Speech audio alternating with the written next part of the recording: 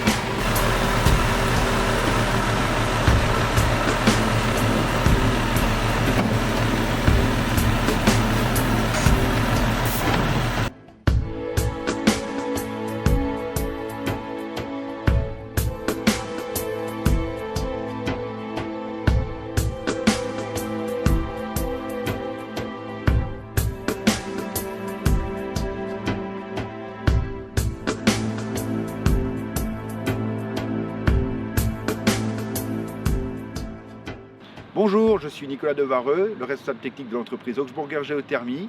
Nous sommes ici sur le chantier de Cran-près-Séligny, du château de Cran-près-Séligny, où nous avons un total de 30 forages de 250 mètres qui sont en cours d'exécution. Nous utilisons des foreuses de marque UT qui font environ 20 tonnes et qui permettent de travailler jusqu'à des profondeurs d'environ 400 mètres, suivant la géologie évidemment. Aujourd'hui, nous sommes dans une installation où les forages ont été calculés pour une profondeur de 250 mètres. Le calcul est fait dans sa globalité, c'est-à-dire au nombre total de mètres qui vont être installés par rapport aux besoins des bâtiments, par rapport aux besoins de chaleur et aussi par rapport aux besoins éventuels de frais, puisque les sondes géothermiques peuvent fournir aussi bien du chaud que du froid. Le forage dure environ 4 à 5 heures Et après, il faut rajouter le temps de pause de la sonde géothermique qui est pareil, environ 4 à 5 heures. On peut forer théoriquement dans tous les terrains. Simplement, les profondeurs sont déterminées par les couches géologiques qu'on traverse, notamment tout ce qui est les failles et tout ce qui sont les roches très dures qu'on essaie d'éviter de traverser. Nous ne rencontrons pas de nappes phréatiques dans des zones qui sont autorisées pour les forages, étant donné que le travail du canton est de justement protéger ces zones et d'éviter qu'on les traverse. Ceci étant, ça peut arriver qu'on traverse des nouvelles nappes inconnues et à ce moment-là, notre travail, c'est de reboucher le forage et de protéger cette ressource qui est absolument essentielle. Les phases clés d'un forage peuvent se résumer en 3 phases, c'est-à-dire la première phase de chemisage des terrains meubles, qui est avec une sorte de chemise tubulaire métallique qui vient retenir donc ce terrain qui peut s'effondrer. Ensuite, il y a la partie forage de la roche ou du terrain dur, socle, dans lequel on vient introduire simplement un outil simple de forage qui est un petit peu comme une grosse perceuse. Une fois que la profondeur est atteinte, on va retirer cet outillage et on va introduire la sonde par gravité jusqu'au fond du trou. La sonde est ensuite scellée avec un ciment spécial qui vient faire le contact entre les tubes de la sonde et le terrain. Et une fois que la cimentation est terminée, on vient retirer le chemisage métallique pour rendre le terrain tel qu'il était avant. Une sonde géothermique est en fait composée de 2 tubes en forme de U avec 2 allers-retours dans lesquels on fait circuler de l'eau ou un liquide spécial antigel. Dans le cas présent, on est sur de l'eau. Cette eau vient récupérer l'énergie du terrain et la distribuer ensuite dans une installation de pompe à chaleur qui permet de faire de la chaleur pour le chauffage ou bien pour l'eau chaude sanitaire en fonction du système qui est mis en place. Les risques principaux liés au forage sont surtout pour les hommes, avec l'utilisation de pressions très élevées en hydraulique, en eau et en air. Ce chantier est intéressant par le fait qu'il concerne un bâtiment classé, un bâtiment ancien, ainsi que des dépendances. Et donc, ce n'est pas souvent qu'on est face à des bâtiments de ce type-là en géothermie.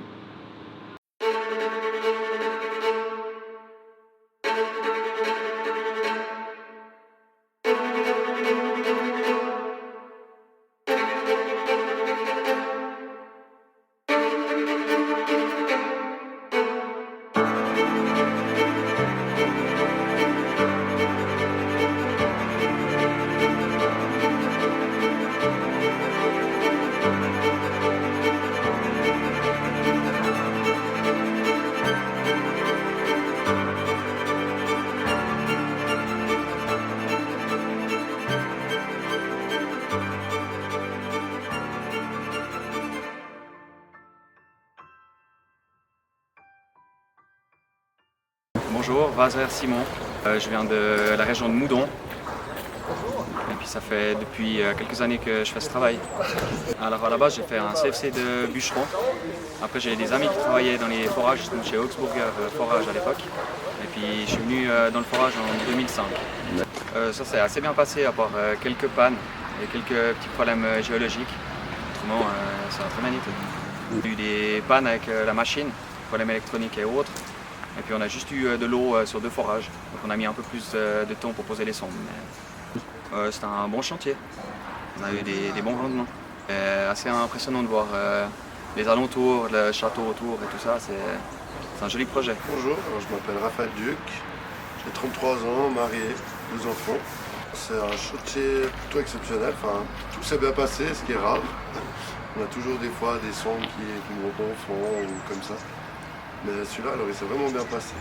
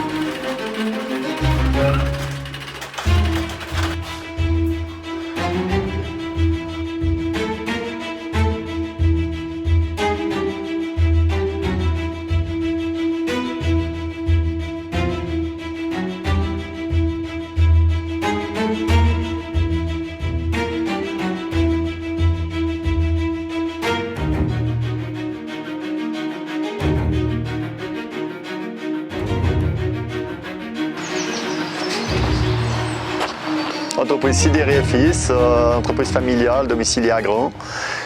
Alors nous sommes occupés de tout ce qui était fouille, mise en place des conduites. Là on est sur la fouille qui fait l'introduction dans le bâtiment du bûcher, où nous avons fait un local en béton armé qui nous donne toute l'installation pour la géothermie. Où il y a aussi le local électrique, donc là on avait pas mal de fouilles, il a fallu s'adapter à l'ancien bâtiment.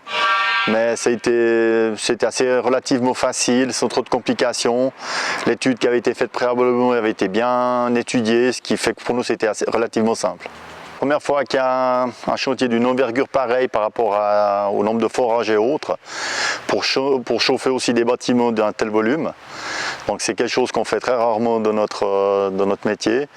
Et ça a été une excellente expérience avec énormément de plaisir par rapport à tout ce qui s'est passé. Et puis travailler dans un site aussi beau que celui-là, c'est un pur bonheur. Pierre Bugnet, Société Minot. La société siège à Genève depuis 1925. Elle travaille dans le domaine du chauffage, de la ventilation et de la régulation. Nous avons effectué avec mon équipe le chantier du château. Les grosses difficultés ont été le délai qui était très serré. Il a fallu s'adapter avec les autres corps de métier au niveau des fouilles, au niveau des accès, au niveau des arbres, au niveau du site protégé. Il a fallu le respecter, travailler en propreté. On a fait appel à des sociétés externes, surtout à des sociétés pour introduire des grosses pièces, des gros boilers, qui a fallu des outils spécifiques avec des charges très très lourdes. Le Covid a joué un rôle important au niveau du planning, au niveau de la fourniture, au niveau des délais. Il a fallu qu'on s'adapte jour après jour. Sur ce chantier, nous avons passé 50 mètres cubes d'eau traitée, ce qui nécessite 5 tonnes de tubes acier. Pour faire le montage de ces tubes acier, nous avons réalisé pas moins de 5000 soudures, environ 1 km de longueur. Entre l'ingénieur et la société Minot, il était défini une régulation autonome. On a une supervision à distance. On peut à tout moment voir ce qui se passe et quels sont les besoins, quelles sont les demandes et quelles sont aussi les pannes, ce qui peut nous permettre d'intervenir le plus rapidement possible. Je tiens tout d'abord à remercier le propriétaire qui était présent du début à la fin du chantier et qui a été à l'écoute de toute remarque.